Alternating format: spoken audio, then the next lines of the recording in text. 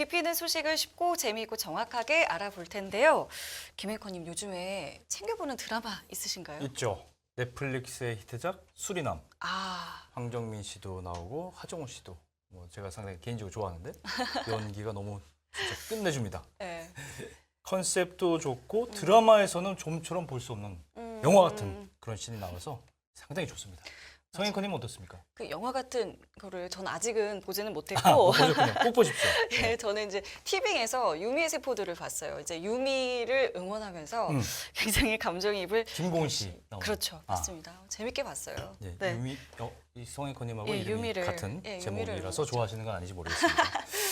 티빙 같이 토종 OTT에서 제공하는 드라마도 재밌고요.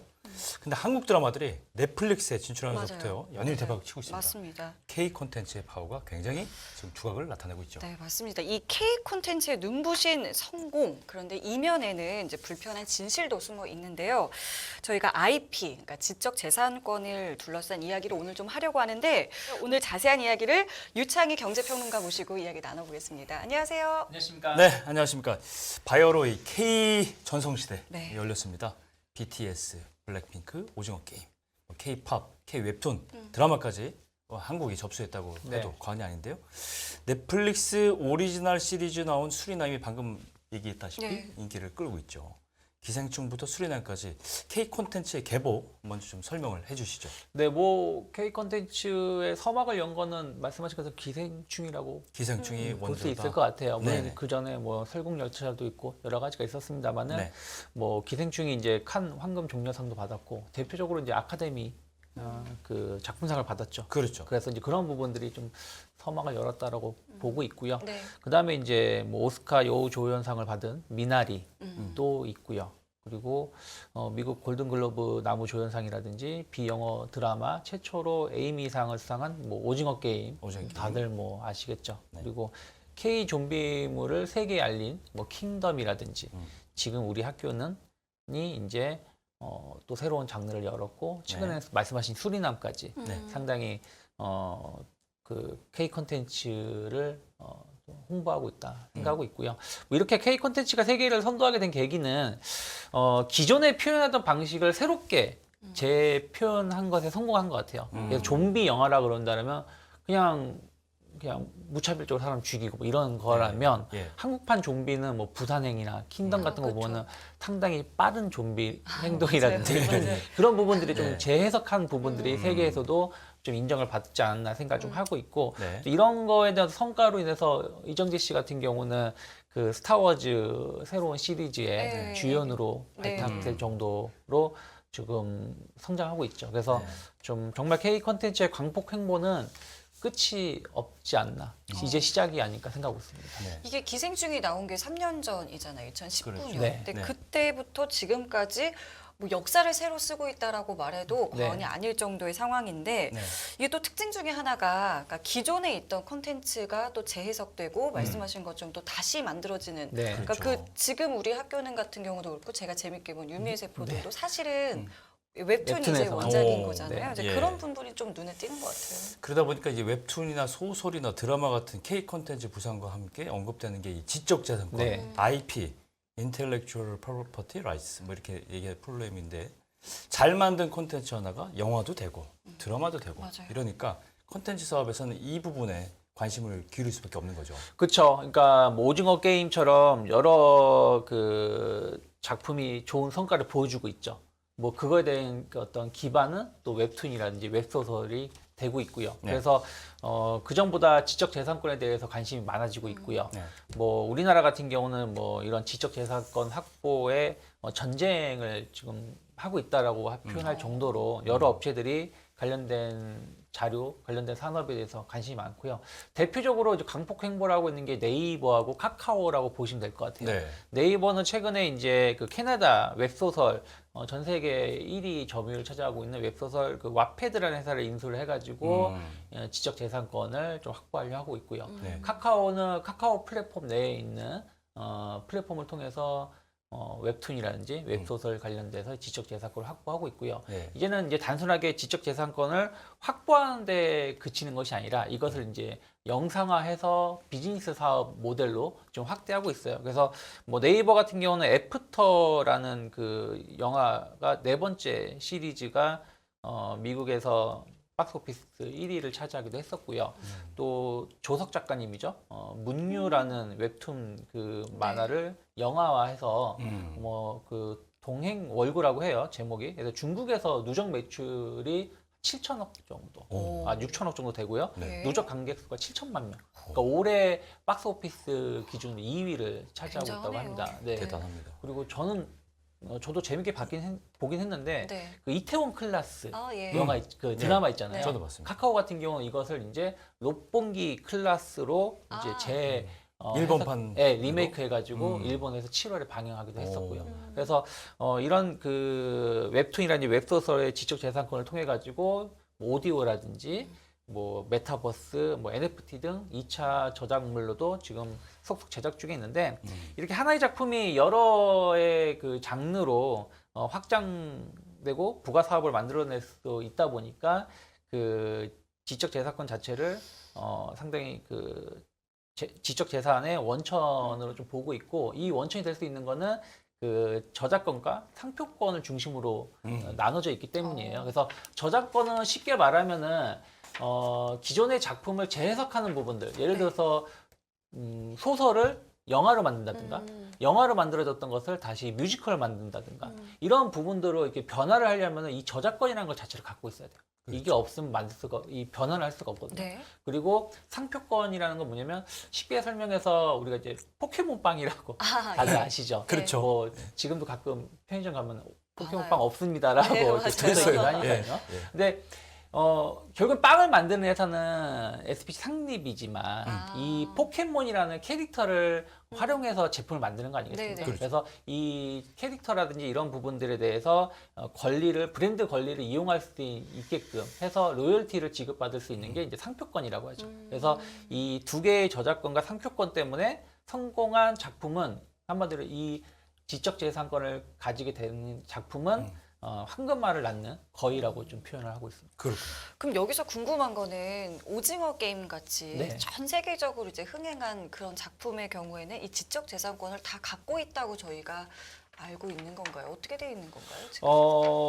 오징어 게임은 안타깝게도 지적재산권이 우리나라에 있는 건 아닙니다. 아, 그렇습니까? 그 넷플릭스가 제작을 전부 다 지원해줬기 때문에 오. 모든 권리는 넷플릭스가 아하. 가지고 있고 뭐 시즌 2 제작을 한다고 예, 하는 예. 것도 결국은 넷플릭스가 그것을 변형을 하고 제작을 하는 것이기 때문에 모든 권리가 넷플릭스에 있다고 보시면 될 것 같아요. 그래서 그렇군요. 뭐 좀 이제 어떻게 보면은 그 작품 자체가 넷플릭스로 이전됐기 때문에 뭐 흥행으로 인한 인센티브라든지 또 이것을 활용해서 타 장르로 컨텐츠 개발하는 기회까지 모두 잃게 되어 있는 구조로 좀 되어 있는데 그러다 보니까 일례로 그 오징어 게임에 나왔던 그 추리닝 네. 그 운동복 있잖아요. 네, 네네. 네, 네. 이게 중국에서 만들어서 네. 그 아마존에 네. 등재돼서 판매가 됐었는데 네. 우리나라는 전혀 혜택을 못 아, 받았었고 그런 겁니까? 그 어떻게 보면 제주는 우리나라가 또 부리고 그렇죠. 돈은 그 딴 사람이- 혜택은 돈은 네. 중국이 불법적으로 가져가서 예. 이슈가 되기도 했었죠. 그렇죠. 이 말씀하신 걸 들어보니까 저도 어렴풋이는 알고 있지만 네. 더 좀 화가 나는 일인데 네. 이게 오징어 게임이 물론 제작 당시에는 넷플릭스가 전적으로 지원해서 네. 만들 수가 있었다. 그렇죠. 근데 그렇지만 이게 확장성이 있어서 계속 다른 걸 이제 만들 수는 있고 확산이 되는데 네. 와중에 엄청나게 투자비보다 많이 이득을 보고 있는데 IP의 권리는 전부 다 넷플릭스가 다 가져는 그쵸. 거.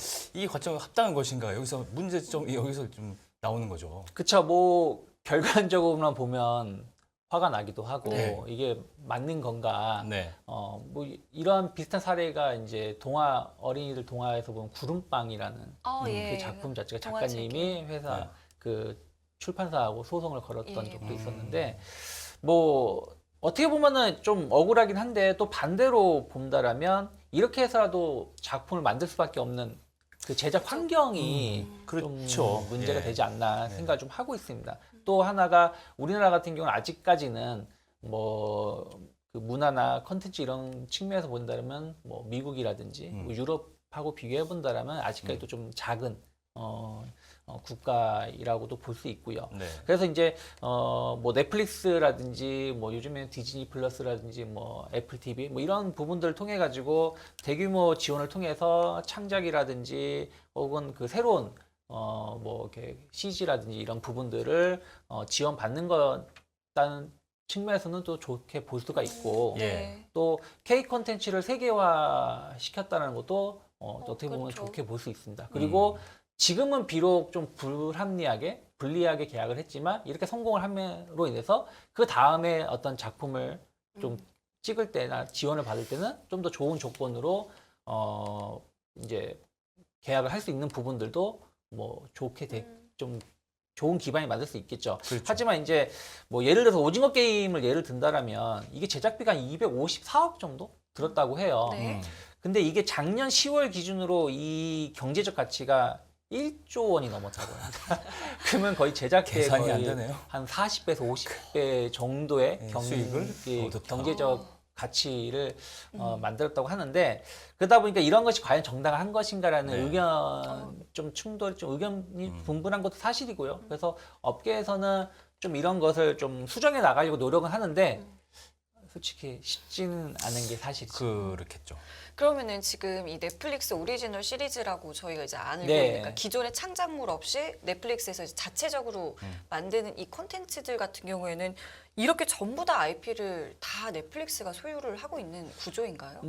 아무래도 넷플릭스가 이제 오리지널, 그러니까 넷플릭스 모든 제작 환경, 제작비를 제공하는 예. 거는 넷플릭스 거라 보시면 될 것 같아요. 네. 근데 이제 예를 들어서 우영우 같은 경우라든지 예, 예. 뭐 지금 넷플릭스에서 방영되고 있는 여러 작품들이 있잖아요. 그렇죠. 뭐 그런 것들은 넷플릭스인 것도 있고 넷플릭스 게 아닌 것도 있고 아. 두 군데에서 보시면 되실 것 같아요. 지금 넷플릭스에서 모든 작품들이 다 넷플릭스 거라고 하면 말이 안 되는 거죠. 그렇죠. 그래서 그 넷플릭스 같은 경우 이제 역사를 좀 볼 필요가 있는 게 어떻게 보면은 예전에 보면 비디오 가게라고 해가지고 비디오 대여점. 많이 갔죠. 네, 비디오 대여점. 그래서 비디오를 한 편 빌려서 집에서 한 하루나 이틀 동안 본 다음에 2,500원 예, 하루에. 반납해서 예, 쌀 때는 500원짜리도 예, 500원짜리도 맞아요. 나중에 했었죠. 그랬겠죠. 경쟁을 예. 심하게 했을 때는. 그래서 이제 그런 시대가 있었는데 이게 이제 이제 컴퓨터라든지 네. 이런 이제 인터넷 기술이 발달하면서 집에서 VOD 형식으로 이제 보게 됐죠. 네, 네. 네. 그러니까 넷플릭스 같은 경우는 이 VOD 시장에 진출을 했었고 네. 그 초기에 그 2008년도죠. 2008년도에 영화나 TV 시리즈를 다수 보유하고 있는 스타즈라는 기업하고 상당히 좋은 조건으로 계약을 맺었어요. 그래서 약 한 2,500편의 영화와 방송을 한 4년 동안 싸게 공급받을 수 있게끔 계약을 맺어서 이것을 저가의 이제 VOD 서비스 시장에 진출을 하게 됐죠. 그래서 그렇죠. 넷플릭스가 성장을 하게 됐는데 그때 이제 넷플릭스가 느낀 거는 우리만의 어떤 컨텐츠가 있어야 되겠다. 이제 왜냐면 이게 인기를 끌다 보니까 이게 계약 기간 종료가 되면 그렇죠. 아무래도 좀 더 비싼 계약에 다시 재계약을 해야 되다 보니까 그렇죠. 그런 부분들에 대한 애로사항을 느꼈던 것 같아요. 그래서 이제 그런 지적재산권의 중요성을 인지를 해서 직접 제작하고 유통까지 하게 되었고 이것이 이제 여러 작품들이 성공을 하게 됐고 그 중에 대표적인 게 오징어 게임이 이제 성장을 하면서 지금까지 넷플릭스 성장했다라고 보시면 되겠고요. 그래서 그렇죠. 뭐 기존에 이제 유통만 하는 그 방식 한마디로 뭐 우영우라든지 네. 혹은 다른 K 콘텐츠 뭐 쇼프로 같은 경우도 넷플릭스를 통해서 볼 수 있잖아요. 그렇죠. 이런 거는 이제 그 모든 권한은 그 제작사가 가지고 있고 넷플릭스는 유통을 통해서 비용을 분담하는 것이고 넷플릭스가 전액 부담하는 거, 뭐 오징어 게임이라든지 뭐 수리남, 뭐 킹덤 이런 것들은 모든 그 권리가 넷플릭스가 소유하고 있다라고 보시면 될 것 같습니다. 이게 이제 반대가 이제 동전의 액면 같은 게 넷플릭스가 돈을 내지 않았다면 이런 실현적인 그렇죠. 작품들이 네. 나올 맞아요. 수가 없는데 그러다 보니 넷플릭스의 돈을 받고 지원을 받아서 하다 보니 나중에 소위 말하면 대박을 치면 그렇죠. 정말 대박을 친 거에 비해서는 너무나 미미한 이익을 볼 수밖에 없는 그쵸. 거죠.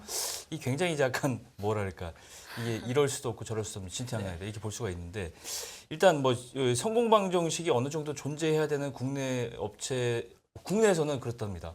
어느 정도는 그 과거에 성공했던 이력이 있는 감독이나 팀이나 이런 네. 배우들이 나와야 지원을 해주는 사람들이 지원자들가 나타나게 되는데 넷플릭스는 그것보다는 더 이렇게 말씀하신 실험적인 작품에도 네. 돈을 투자해서 이게 이제 크게 뭐 성공을 하면 네. 이득을 다 가져가는 구조. 이 K 콘텐츠에 진짜 뇌를 빼가는 게 아닌가 이런 비판도 할 수 있을 아니, 법합니다. 맞아요. 예. 그렇죠. 뭐 말씀하신 것처럼 뭐 이게 참 뭐라고 말하기 좀 애매한 부분들이죠. 그쵸. 예, 예. 결국엔 그 기본 바탕은 이제 성공할 수 있느냐 없냐인 것 같아요. 그렇죠. 말씀하신 것처럼 예를 들어서 명랑이 예. 예. 1700만 명, 1760만 명이라는 역대 최고 기록을 가지고 있었기 때문에 네. 한산이라는 작품이 만들어질 수 있는 거 아니겠습니까? 음. 근데 만약에 그 그때 당시의 상황이 다르겠죠. 네. 한산이 나쁘다는 영화는 나쁘다는 표현은 아니지만 네. 코로나라든지 이런 흐름들 때문에 700만 정도, 760만 정도의 관객을 동원했는데 만약에 한산이 먼저 개봉을 했다라면 지금에서 700만 정도의 그 관객을 동원했다라면 후속작이 나오기가 후속작이 어렵겠죠. 나오기 쉽진 않았겠죠. 그렇죠. 그래서 그런 부분들이 좀 있다 보니까 우리나라뿐이 아니라 다른 나라도 마찬가지일 것 같아요. 성공한 작품이라든지 어떤 신뢰가 있는 작품은 보다 많은 펀딩이 그렇죠. 유입될 투자자들을 것이고 유입할 수 있고. 그러지 못한 작품이라든지 좀 우리가 생소한 그 제작사 같은 경우는 조금 그쵸. 아무래도 자금을 돈 받기 유치하는데 어렵죠. 힘든 예. 부분이 좀 있죠. 그래서 그런 것들이 이제 조금 해소가 돼야 된다 생각하고 있어요. 그래서 뭐 요즘에는 워낙에 제작비도 많이 높아지고 있지 않습니까? 그렇죠. 뭐 영화 한 편 만드는데 한 200억 정도 든다고 해요. 볼만한 거. 최근에 헌트가 한 200억 좀 넘게 제작비가 들었다고 하는데 200억을 좀 보존하려면 한 500만 명이라는 관객이 동원돼야 된다고 합니다. 과거보다 훨씬 많은 흥행이 필요한 거죠. 그렇죠. 그래서 뭐 이러한 부분들이 있고 그러니까 그만큼 제작비가 높아지는 부분들이 부담이 되고 있고 또 하나는 시류에 부합해야 돼요. 아무리 좋은 작품이라도 그 당시 시류하고 맞지 않는다라면 그렇죠. 성공하기가 좀 쉽지 않은 부분들이 좀 있죠. 그래서 이러한 그 최적의 시기 그리고 최적의 자금 이런 것들이 딱 모이기가 쉽지 않은데 그런 것을 어떻게 보면은 넷플릭스가 조금 그 넷플릭스가 됐든 다른 쪽에서 이런 투자를 해가지고 어떤 성공한 사례가 나온다는 것 자체는 좋게 볼 수가 있죠. 그래서 네. 이런 것을 좀 이제 우리나라도 좀 우리나라 제작사들도 좀 노력을 하고 있는 것 같아요. 그래서 뭐 대표적으로 스튜디오 드래곤이라든지 뭐 컨텐츠리 중앙 같은 경우는 예전에 이렇게 작은 이런 기획사들을 아예 모여가지고 우리 같이 모여서 만들자 해서 뭐 한 8개, 10개 제작사들을 같이 모은 다음에 하나의 제작사를 만들어서 작품들을 만들어 나가고 예. 그 안에서 이제 공유를 하기도 하고요. 뭐 그런 식의 노력을 하고 있는데 이게 그래도 아무래도 그런 회사들은 좀 그나마 여건이 좋은 회사들이죠. 편이고. 거기에 끼지 못하는 사람들도 네, 회사들은 있을 여전히 것 쉽지 같은데요. 않죠. 그렇죠. A스토리가 우영우 때문에 큰 인기, 큰 주목을 받았지만 네.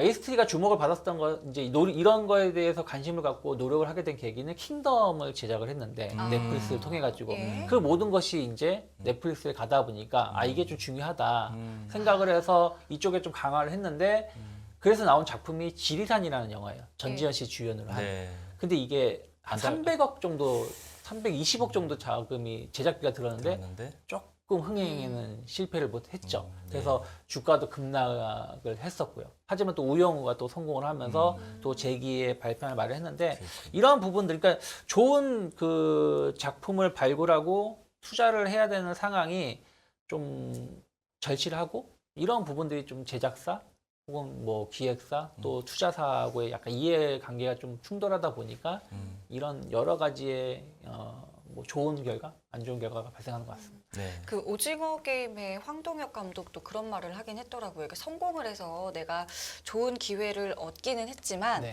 내가 만약에 과거로 돌아가서 그때 협상 테이블로 돌아갈 수 있다면 나는 계약 이거를 다시 하겠다.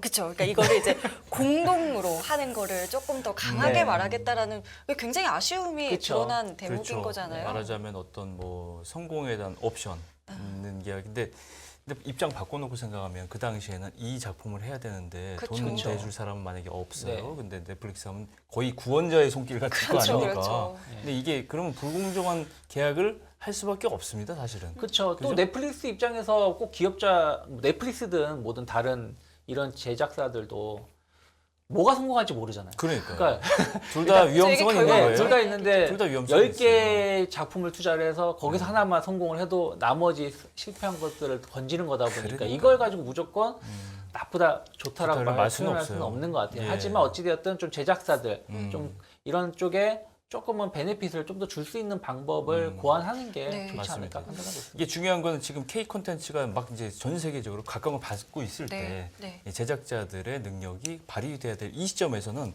뭔가 좀 전략적인 맞아요. 부분이 좀 네. 필요하고 대형 제작사들은 사실 문제가 좀 덜하는데 네. 방금 말씀한 중소형 제작사들에 대한 어떤 정부의 좀 문화 전략적인 대책 이런 것도 좀 필요해 보인다 이렇게 생각이 네. 듭니다. 뭐 대표적으로 아까 말씀드린 것처럼 제작비는 계속해서 높아지고 있는 상황이에요. 네. 왜냐하면 관객들의 혹은 소비자 시청자들의 눈높이가 계속 그 높아지고 있으니까요. 맞아요. 고퀄을 요구하지 네, 않습니까? 지금? 헐리우드 영화라든지 이런 걸 보다가 예전에요. 네. 예전에 예를 들어서 뭐 어떤 공룡 영화를 본다 그러면 네. 우리나라 영화는 그 탈을 쓰고 네. 찍었다고 하지 않습니까? 예. 근데 그 다음날 미국의 그 그쵸. 주라이 공원 같은 거 보면 그 CG 같은 거 보면 비교할 수가 없지 않습니까? 비교할- 그래서 그런 부분들이 계속 이제 눈높이가 높아지다 보니까 우리나라도 관련돼서 노력을 하게 되고 제작비가 높아지게 되죠. 네. 그래서 제작비가 높아지는 것만큼 물론 거기에 뭐 비례하면 좋겠지만 네. 어쨌든 정부가 이제 영화진흥원이나 이런 쪽에서 이제 영화 기금 대출 같은 걸 해주는 게 있거든요. 보증을 해서 그러면 그 한도를 좀 높여준다든가 조금 이제 이자 부담을 좀 완화시켜주는 정책들이 있으면 좀 네. 좋을 것 같고요.